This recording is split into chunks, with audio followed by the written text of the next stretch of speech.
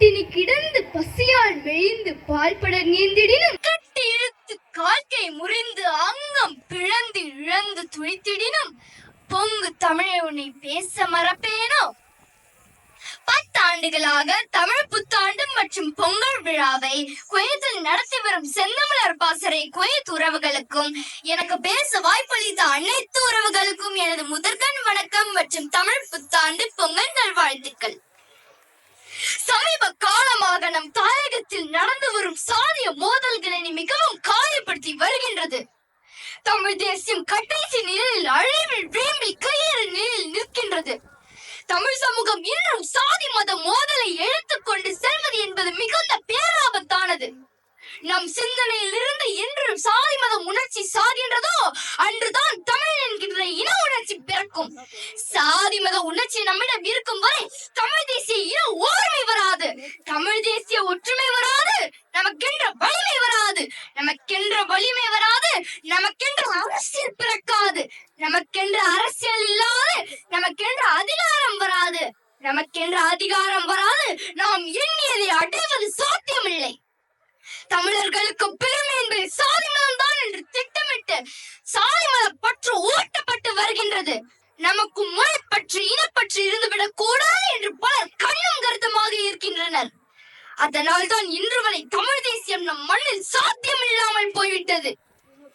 இதுவரை நாம் சாதித்தது என்ன? சாதி இருக்குது, வெட்டி கொண்டு செத்தால் புதைக்க சுடுகாடு இருக்குது, அவ்வளவுதான். அது கூட சில சாதிகளுக்கு இல்லை. அதனால் தான் நம் முன்னோர்கள் பறைச்சியாவது ஏறடா, பணத்தையாவது ஏறடா, இறைச்சி தோல் எலும்பினும் இலக்கமிட்டு இருக்குதோ என்கிறார் சிவவாக்கியம் சித்தர். சாதி இரண்டுடைய வேரலை சாற்றுங்க நீதி வழுவான் நெறிமுறையின் பேரில் இட்டார் பெரியார் இடாதார் இலிகுலத்தோர் பட்டாங்கில் உள்ளபடி என்கிறார் நம் அறிவு மூதாட்டி அவ்வை. கடவுள் வெறி சமய வெறி கண்ணில் நிகர் தமிழுக்கு நோய் நோய் நோயே இதை வந்த சாதியினும் இடரொலினால் ஆழ்பவனம் தாய் தாய் தாய் என்கிறார் பாரதிதாசன். சாதிய எண்ணம் கொண்டவன் அரசியலுக்கு வந்தால் நாடு நாசமாகிவிடும். சாதிய சிந்தனை கொண்டவன் இறைவனை வழிபட தகுதியற்றவன்.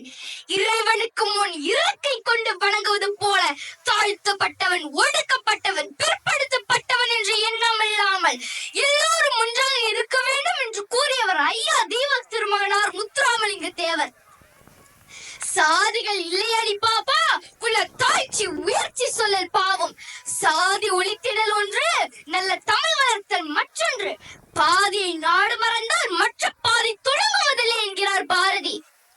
நான் யாருக்கும் அடிமை இல்லை, எனக்கும் யாரும் அடிமை இல்லை என்கிறார் அம்பேத்கர்.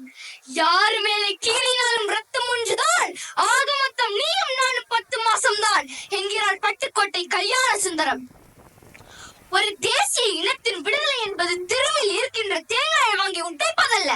என் உறவுகளே, இது ரத்தம் சிந்தி உயிரை விலையாக கொடுத்து கண்ணீர் சிந்தி போராடி பெற்றெடுக்க வேண்டிய புனிதமான உரிமை. இது கடை சரக்கல்ல, 1/4 கிலோ 1/2 கிலோ என்று வாங்கி செல்ல. பல பேர் உயிரை தியாகமாக கொடுத்துள்ளனர், பல பேர் உறுப்புகளை இழந்துள்ளனர். எல்லாவற்றையும் இழந்து நிற்கின்ற சமூகம் நாம். நீ ஏன் உன் உணர்வை மற்றும் கொடுக்க தயங்குகிறாய்? எனவே இந்த பொங்கல் என்று நாம் அனைவரும் ஒரு உறுதியை ஏற்போம். நாங்கள் சாதி பார்த்து பழக மாட்டோம், சாதி பார்ப்பவர்களோடு பழகவே மாட்டோம்.